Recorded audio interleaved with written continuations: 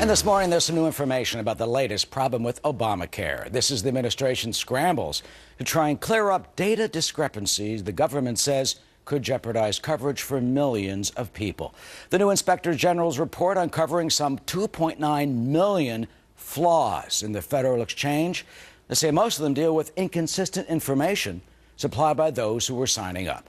HHS, though, has been unable to straighten out a whopping 89% of those data flaws. Congressman Michael Burgess of Texas is very invested in health care. He is a doctor and also serves as vice chairman of the subcommittee on health. You know, doctor, I love the phrase data flaws. You got nearly 3 million of them. I mean, they say they're inconsistencies. They could be simple mistakes, but I mean, let's be honest. Wrong information, inaccurate data. Could this be outright fraud? Look, it could be a lot of things, but do remember data discrepancies translates into a patient who may not get care when they need it for coverage that they thought they had. This is the problem that must be corrected. And I will tell you from the committee's work, the number is probably higher than 3 million. It's probably closer to 4. You think it's higher? But these issues have to be resolved. Again, these are people who may think they have coverage and don't. Remember, it was about a year ago that we all remember the employer mandate being delayed. That kind of came down on 4th of July weekend.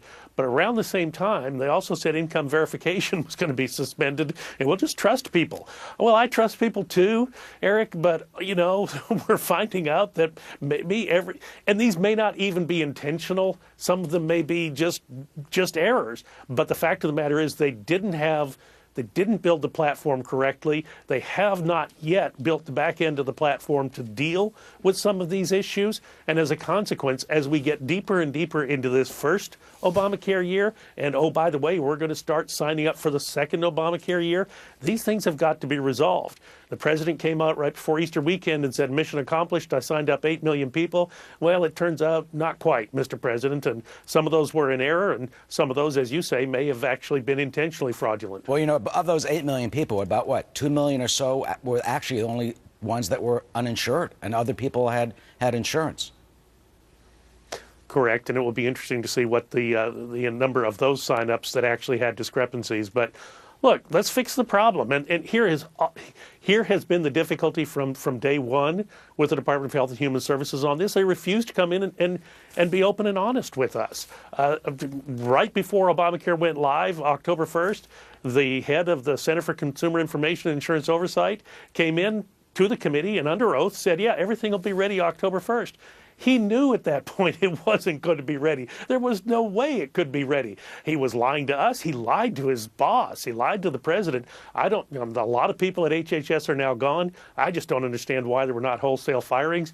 You have to ask yourself, what do you have to do to get fired in this administration? Because clearly there was incompetence par excellence that month. Well, you talk about incompetence, but, you know, there's a big cheering section says, look, people are being covered.